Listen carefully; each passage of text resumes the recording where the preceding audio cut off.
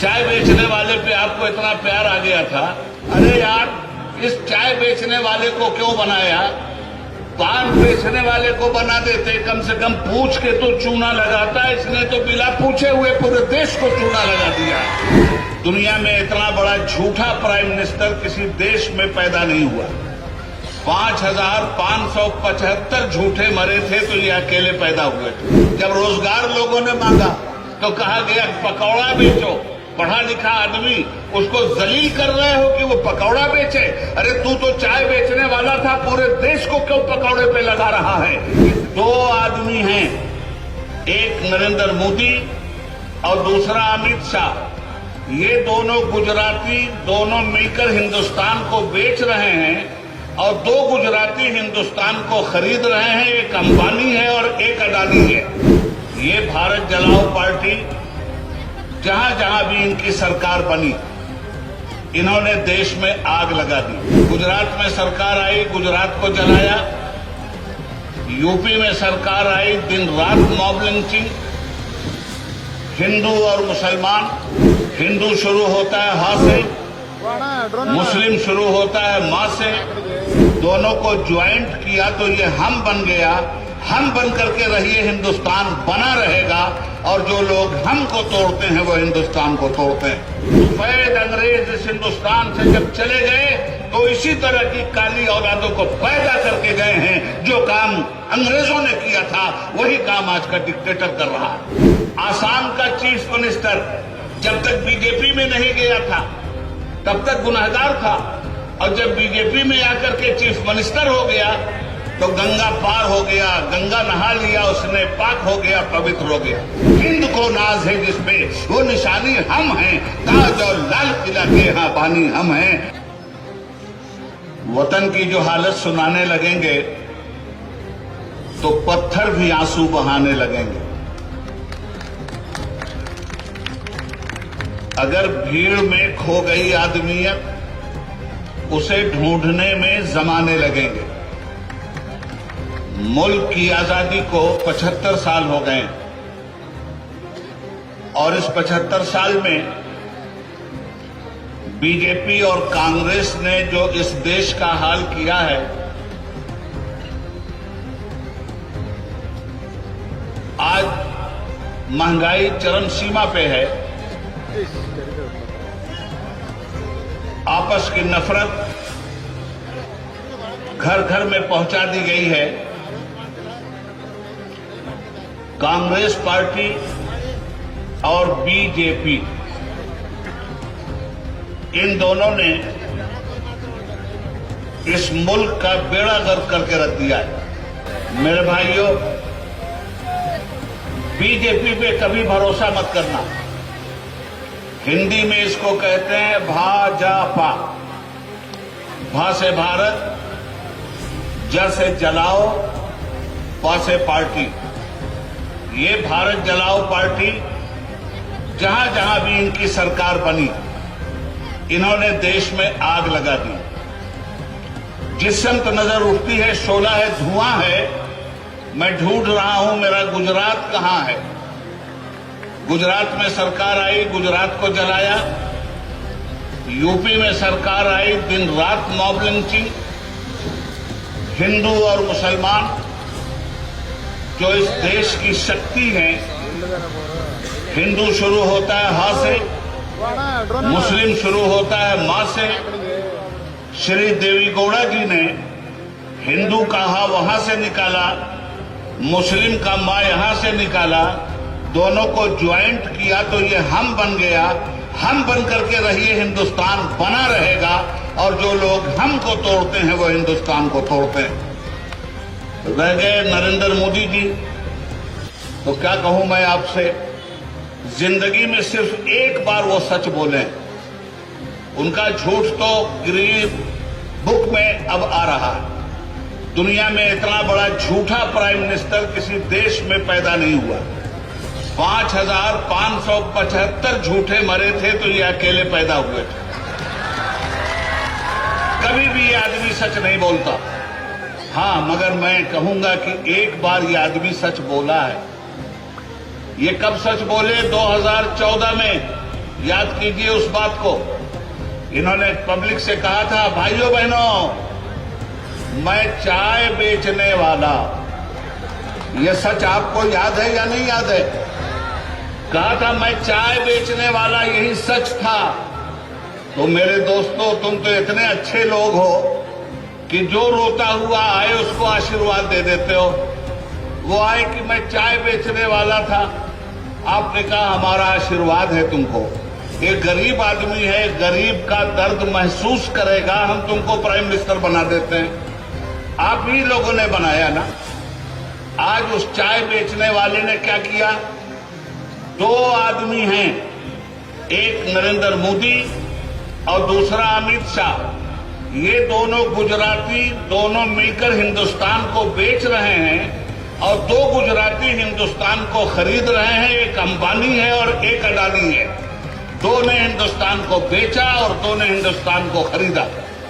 आगे आइए, चाय बेचने वाले पे आपको इतना प्यार आ गया था, आपकी गली में क्या ठेले पे केला बेचने वाले नहीं हैं? आपके यहां क्या परचून की दुकान करने वाले गरीब लोग नहीं हैं? अरे यार, इस चाय बेचने वाले को क्यों बनाया? पान बेचने वाले को बना देते, कम से कम पूछ के तो चूना लगाता। इसने तो बिना पूछे हुए पूरे देश को चूना लगा दिया। कहता हूं सच के झूठ की आदत नहीं मुझे। आज भ्रष्टाचार की बात की जा रही है, घर घर ईडी भेजी जा रही है, सीबीआई भेजी जा रही है, सबके घरों पे छापे मारे जा रहे हैं। बीजेपी से बड़ा भ्रष्टाचारी कौन है? गोया जितने भ्रष्टाचारी हैं, जितने गुनहगार हैं, जब तक वो बीजेपी में नहीं है तब तक तो ठीक, और जब बीजेपी में आ गए तो सारा गुनाह माफ। चंगेज खान का नाम सुना है आपने? चंगेज खान ने 60 लाख आदमियों को मरवाया था। तो जब मरने लगा चंगेज खान, तो उसने अपने प्राइम मिनिस्टर से कहा कि ये बताओ कि मैंने कितने लोगों को मारा? तो कहा कि सर आपने 60 लाख लोगों को मारा। तो कहा बताओ मरने के वक्त मुक्ति कैसे होगी, ये सारे गुनाह से माफी कैसे होगी? कहा नरेंद्र मोदी की पार्टी बीजेपी ज्वाइन कर लीजिए, माफ कर दिए जाएंगे। ये है इन लोगों का हाल। अब रह गई कांग्रेस। मैंने सुना है कि कांग्रेस कहती है कि जनता दल सेकुलर बीजेपी की सेकंड टीम है। मैं कांग्रेस को वो दिन याद दिलाना चाहता हूं जब वीपी सिंह साहब ex prime minister of India की सरकार गिराने के लिए बीजेपी ने समर्थन वापस लिया था।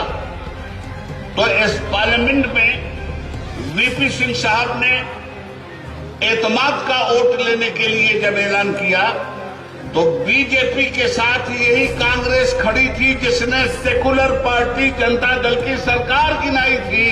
वो क्या बीजेपी जनता दल को बीजेपी की बी टीम कहेगी, जिसके साथ रहकर कांग्रेस ने जनता दल की सरकार गिराया था और बीजेपी का साथ दिया था। बीजेपी कहां कहां क्या क्या नहीं कर रही है। महाराष्ट्र की गवर्नमेंट कैसे तोड़ी गई आपको मालूम है। गोवा में कैसे कब्जा किया गया, ये भ्रष्टाचार आपके सामने है। आसाम का चीफ मिनिस्टर जब तक बीजेपी में नहीं गया था तब तक गुनहगार था, और जब बीजेपी में आकर के चीफ मिनिस्टर हो गया तो गंगा पार हो गया, गंगा नहा लिया उसने, पाक हो गया, पवित्र हो गया। तो दो बातें आपसे मैं कह के जाना चाहता हूं। एक बात यह है कि बीजेपी और कांग्रेस एक ही सिक्के के दो रुख हैं। कांग्रेस की मीनिंग क्या है? मैंने कहा कि लफ्ज बुराई के हैं बहुत, जैसे जुआ, शराब, फसादात और केस। बोले कि एक लफ्ज में इसको बयां करो, मैंने कहा कि सबसे बेहतर है कांग्रेस। ये कांग्रेस फसादात की जननी है। इस कांग्रेस ने सही मायने में बीजेपी को हिंदुस्तान की सरजमीन पे खड़ा किया है। नारायण दत्त तिवारी कांग्रेस के फाइनेंस मिनिस्टर थे। नारायण दत्त तिवारी यूपी के चीफ मिनिस्टर थे कांग्रेस के। नारायण दत्त तिवारी आंध्रा के गवर्नर थे कांग्रेस के। कहां जाके मरे? बीजेपी में। और इसी कर्नाटका के एसएम कृष्णा साहब इसी कांग्रेस के फॉरेन मिनिस्टर थे, इसी कांग्रेस के महाराष्ट्र के गवर्नर थे। कहां जाके मरे? बीजेपी में। तो कांग्रेस का अधिकांश कारोबार सिर्फ बीजेपी और आरएसएस का रहा, इसको याद रखिएगा। इस देश को जरूरत किस चीज की है? इस देश को जरूरत है खेत और खलिहान की, इस देश को जरूरत है हॉस्पिटल की, इस देश को जरूरत है दवाओं की, इस देश को जरूरत है सड़क की, इस देश को जरूरत है एजुकेशन की, इस देश को जरूरत है रोजगार की। न रोजगार पे बात की जा रही है, न एजुकेशन पे बात की जा रही है, न किसानों की समस्या पे बात की जा रही है। और किसान अगर आंदोलन करता हुआ रोड पे आता है तो 700 किसानों को मरवा दिया जाता है। ये काला कानून लाने वाले लोग सफेद अंग्रेज इस हिंदुस्तान से जब चले गए तो इसी तरह की काली औलादों को पैदा करके गए हैं। जो काम अंग्रेजों ने किया था वही काम आज का डिक्टेटर कर रहा है। दूसरी बात यह है कि इलेक्शन में हिंदू और मुसलमान देखकर फैसला करने की जरूरत नहीं है, इंसाफ देखकर फैसला करने की जरूरत है, समाज की समस्या को देख के फैसला करने की जरूरत है। ये नेता कुछ भी नहीं कर सकते, लाख चौकी में बैठे हों, इनकी हैसियत सिर्फ चौकीदार की है। और आप लाख जमीन पे बैठे हों, आपकी हैसियत जमींदार की है। जमींदार तय करेगा कि उसका चौकीदार कैसा होना चाहिए। अगर चौकीदार ने 5 साल तक अच्छी चौकीदारी की है तो उसको फिर वापस ले आना, और अगर चौकीदार ने तुम्हारे साथ बेईमानी की है तो जिसको चौकीदार बनाया था उसी को कुर्सी से उठा करके ले जाके बीदर के किसी जंगल का गीदड़ बना देना। याद रखिएगा, इस देश को बचाने के लिए सबसे बड़ी ताकत है एकता, आपसी सद्भाव, इंसानियत। हमारा काम मंदिर और मस्जिद के नाम पे लड़ना नहीं है, और मंदिर और मस्जिद हमारा इशू भी नहीं है। हमारा इशू है गरीबी, हमारा इशू है रोजगार, हमारा इशू है जनता का उत्थान, हमारा इशू है तालीम। कह तो दिया था बीजेपी ने, हर साल 2 करोड़ लोगों को देंगे। क्या देंगे? रोजगार देंगे। घंटा दिया। जब रोजगार लोगों ने मांगा तो कहा गया पकौड़ा बेचो। पढ़ा लिखा आदमी, उसको जलील कर रहे हो कि वो पकौड़ा बेचे। अरे तू तो चाय बेचने वाला था, पूरे देश को क्यों पकौड़े पे लगा रहा है?